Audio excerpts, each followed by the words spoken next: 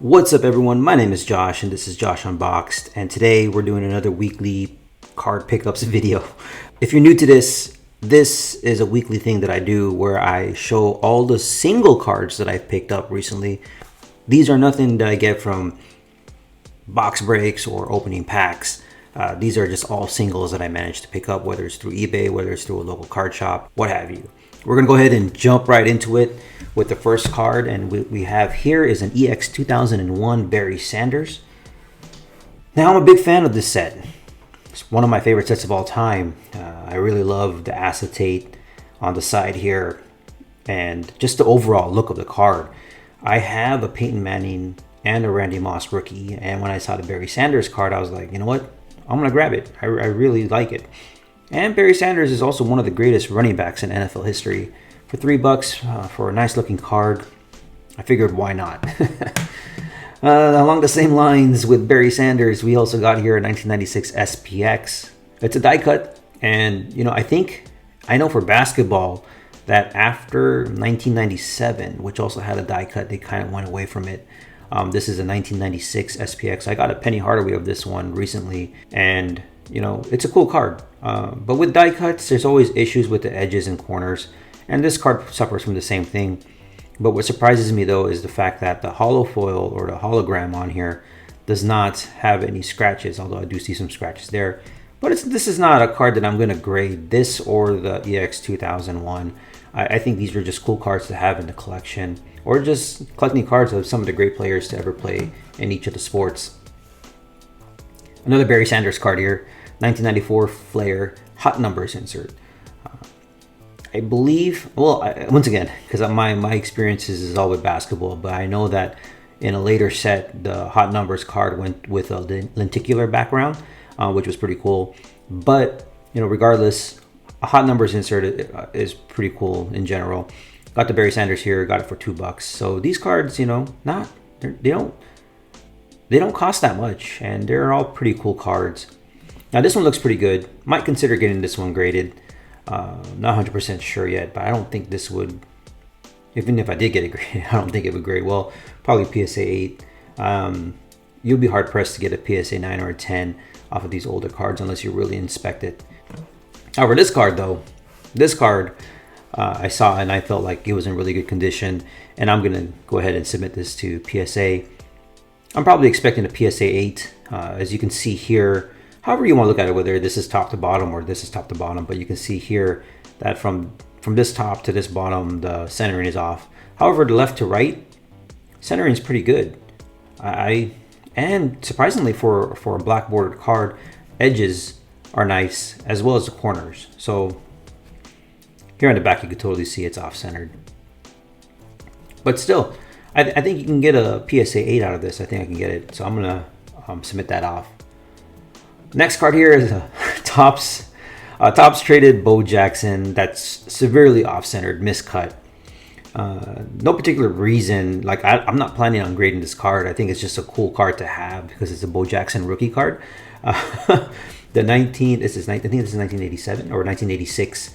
Topps traded Bo Jackson. Like I said, it's a Bo Jackson rookie card, and it's pretty cool finding it for $250.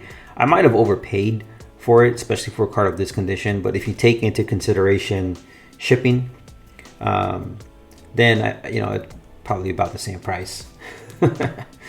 Next up is another rookie card, and this one is of Randy Moss. This is a 1998 Fleer Metal Universe championship card.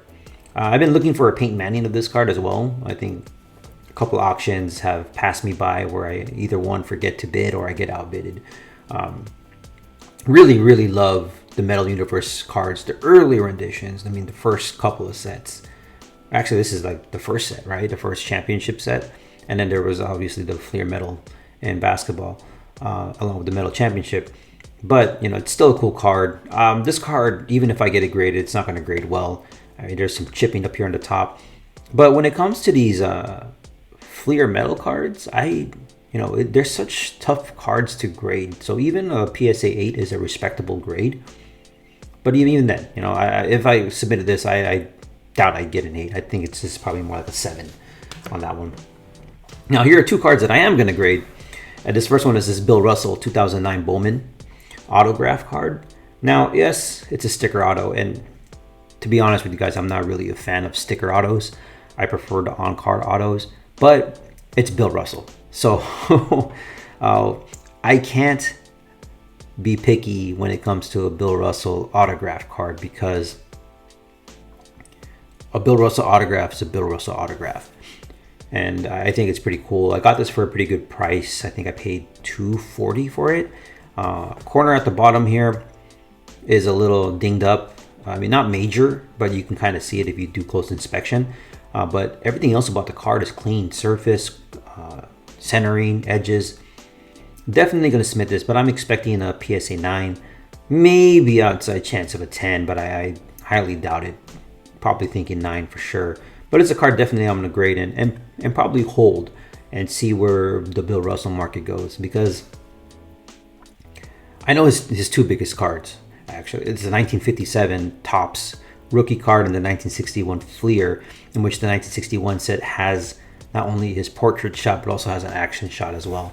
That's a card I'm actively looking for, trying to get it for a decent price.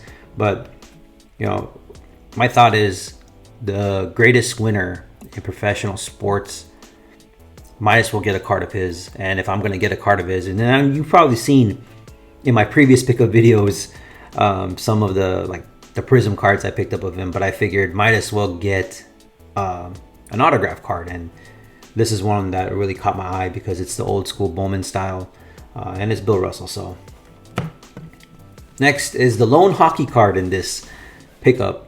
And it's Alexi Lafraniere. I think that's how you say his name. I always want to go Lafraniere, but it's his Young Guns rookie card from 2021 Upper Deck. Now I'm still learning about hockey cards, and like I told you in the previous video in which I broke open a mega box, I'm still trying to learn more about it. I just straight out bought this card and I got it for like $160. If you know about the Young Gun cards, if you've been breaking open the 2020-21 Upper Deck hockey, then you know there's severe issues with the corners. And I was able to find one with very, very nice corners. And I figured might as well snatch it up. If I got this graded, which I am, I'm probably expecting a PSA 9 out of it. You know, just looking at the past of great players, the great players in hockey, especially in modern times, such as Crosby and Ovi and Connor McDavid and Austin Matthews, their Young Guns tend to go for a decent amount of money. And right now his Young Guns cards are hovering around, I would say, the 170 to 200 plus range. And you know, you got to be really careful when you buy these cards, because you want to look for the ones that have nice corners and that are candidates to get graded.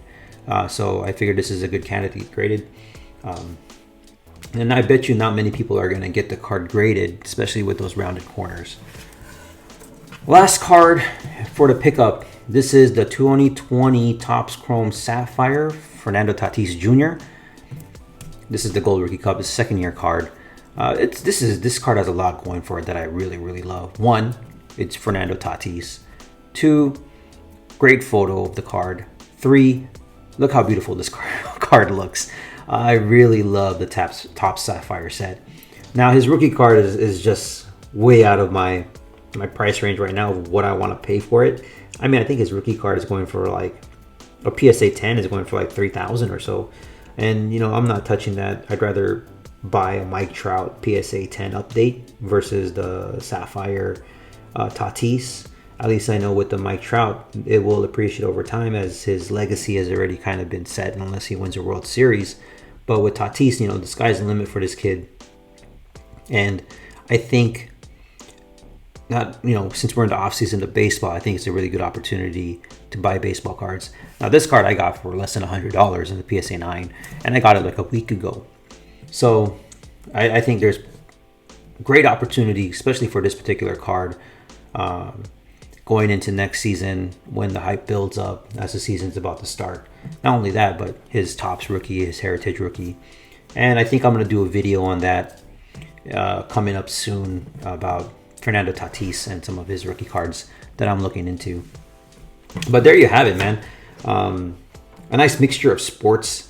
Like I said, I was mainly a basketball guy, but lately I've been jumping onto many different sports. And some of these cards are cards that are not worthy of getting graded, but cards that I just want to keep in a PC. Sometimes you just have those cards that you like, and sometimes you just have cards that you're going to grade and try to see if you can turn it into a profit so that I can buy more cards that I like. But that's about it. I hope you guys enjoyed. If you guys haven't yet, like, comment, share the video. For me, this is something that I enjoy doing. I love showing you guys the latest cards that I picked up and talking about them, because sometimes we can find bargains, we can find deals out there.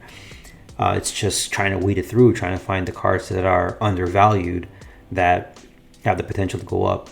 And as we go along, as I continue to make more content, I do want to speak more about those things. So with that being said, I guess that's it. So I guess I'll see you guys next time. My name is Josh, and I'll see you in the next video later.